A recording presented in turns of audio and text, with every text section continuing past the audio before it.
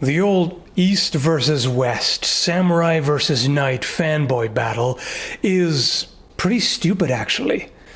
A long time ago, I used to be in this camp of, shall we say, sword hipsters who would sneer at anything that's too popular, like, oh, katanas are so overrated, bro.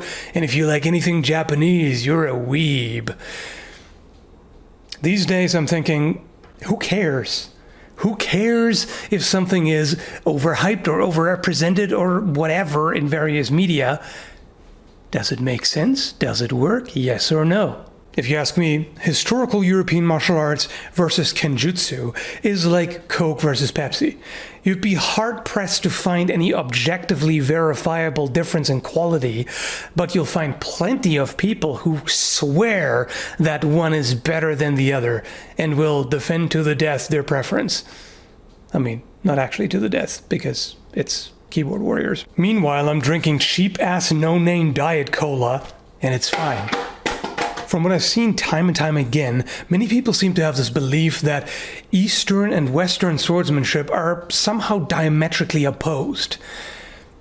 Whereas when you take a closer look, there's much more similarity than there is difference, because there are only so many ways to move in a biomechanically sound way, considering that we all are anatomically the same, and swing sharpened metal bars in an efficient way that doesn't get you killed immediately. There are certain limitations on what makes sense universally. You will definitely see stylistic differences, even within the two. There are different schools of Kenjutsu, after all, and there certainly are a number of very different forms of HEMA. You know, anything from Dusak to rapier to longsword to saber to etc. And even for the same weapon you have different manuscripts that show different techniques and that present guards in different ways. You may have seen the similarities between HEMA and Kenjutsu shown in overviews of the guards that they use. There's plenty of overlap, but let's take a look at some specific examples, demonstrations of techniques from Kenjutsu, and see, does this seem familiar?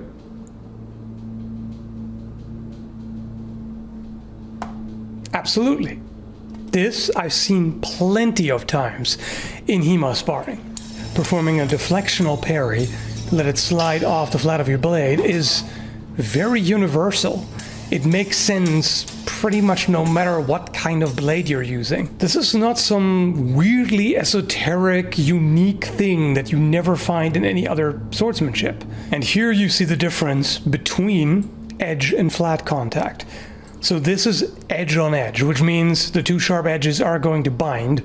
In fact, if you cut like that, there's a good chance that both will get a notch in them that sticks pretty hard.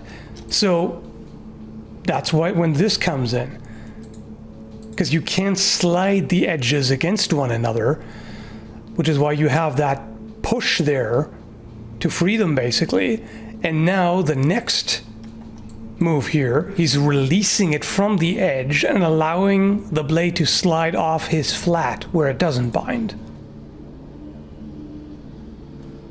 This also could be done exactly the same way in HEMA. So here the response to a cut is to move laterally and deliver an interrupting cut to the opponent's arms. And you see the defender is not standing in the same position anymore, so the blade passes him. You know, not to mention that on a committed cut, basically the forearm is going to be flopping on the ground, regardless of whether it's a katana or a longsword. This as well. I've literally done this myself in sparring. The opponent targets your arms. What's your response? You move him out of the way. And the benefit of that is now the attacker who just missed your arms is within reach. All it takes is a half step forward, basically, and you can cut right down to their head. Same thing. Some people even seem to think that the difference between Japanese and European swordsmanship is that in Japanese swordsmanship, there are no hard blocks. Looks different to me. What is this? He's stopping the blade. This is not a deflectional parry. This is a hard block, just to put your own blade between your body and the opponent's blade to defend yourself. It's just a very universal thing. This is just what you do. Now, whether you do it with the flat or the edge, that can vary, and there's also disagreement about how often one is done versus the other, or when you would do, or with which type of sword you would do that, etc., etc. But in a real fight to the death, none of that matters. None of the, nerdy armchair talk matters. All that matters is you cannot allow the opponent's blade to enter your body. So you will do what you have to, even if it's, statically blocking on the edge. This, for example, interrupting the strike with one of your own. So you cut down at the same time. You cut against the opponent's flat. It's not going to damage the edge as much as it would if you cut straight into the opponent's edge. But guess what? You're still hitting solid steel right there. So it's still not going to be good for the edge. And in a real fight, that doesn't matter. And then we've got also the exact same thing that you would see in HEMA. You would call this a half sword parry, or block really, if you want to make the distinction, which I like to do. So you raise your blade up, you support the blade with your offhand and catch it that way. In a hypothetical fight of knight versus samurai, neither of the two would be completely surprised and caught off guard by the weird stuff that the other does. They would very much recognize the techniques and tactics that the other uses. This one actually surprised me. I recognize it in a different way, but I didn't know it was done in Kenjutsu. So what he does is displaces the opponent's cut with the flat of his blade. If you're familiar with the krumphau, or crooked strike in the German tradition, it's the same principle. It's done differently with a different grip, and it's done with the false edge instead of the flat of the blade. But it's the same kind of idea. The strike comes in and you deflect it off to the side in a very similar sort of windshield wiper motion. This one here is great, and it would also fit perfectly with HEMA. The defender interrupts the cut by cutting straight up at the attacker's wrists.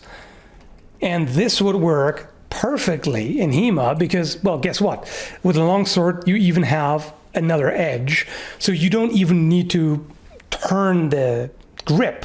You can just come straight up. And at the same time, this also demonstrates that not having that second edge isn't as limiting as you might think, because all you need to do is just turn your wrists. Just with a different wrist position, you can deploy the true edge instead of the false edge, which you don't have. Sure, you could argue that cutting with the false edge with straight wrists without having to twist anything is biomechanically more efficient. But I highly doubt that if you were the one to receive that cut to your wrist, you would be able to tell that much of a difference. I don't think you would care, really, whether it's done with a single-edged or double-edged sword. You're going to be in the world of hurt either way, and the fight is over. This I haven't seen in this exact way in HEMA, but it also wouldn't be out of place at all. That one's classic too. False edge deflection, in this case with a spine, and countercut to the arm. Right there. Staple in HEMA. I've done that plenty of times. And why wouldn't it be? It doesn't matter what cultural background you have or what weapon you have, this is going to work. In fact, you see the same thing in Meyer's manuscript about the peasant staff, which is literally a tree branch. It's just a random club. Still planning to make a video about that too, by the way. It's the same thing. There are just certain universal basics that work no matter what. So You can hyperfixate on the differences, and sure, there are differences, even though both HEMA and Kenjutsu have blade binds, where you feel out the opponent's intention by keeping contact on their blade with yours. There doesn't seem to be, at least as far as I know, doesn't seem to be as much focus on binding and winding as there is in a lot of the historical European manuscripts. But it's still done, it's still quite recognizable, and not as much work from the scabbard as such. That is definitely unique to Japanese swordsmanship. But overall, if you're one of those people who has strong feelings about which one is superior, I would highly encourage you to seek out some exposure to it. You don't have to learn the entire system, but practice with people who are experienced in it with an open mind. Compare notes, see what the similarities and differences are. I can guarantee you will find more similarities than you probably think. And for the love of love, please stop judging an entire martial art by a handful of individual practitioners you might have seen. Keep in mind that not every practitioner is a master. Okay, if you see like a first or second dan kendo or kenjutsu practitioner, they're not going to represent the system because they just aren't that advanced. And HEMA doesn't even have universal rank, so there's really no way to know how experienced somebody is beyond what they tell you. So do look at different things, different schools, different people, different demonstrations, etc. And again, try to keep an open mind, but not to the point where your brain falls out. You still need some skepticism. And yeah, that's about it. So thanks for listening to my rant. Hope you found it interesting, and have a good one, folks.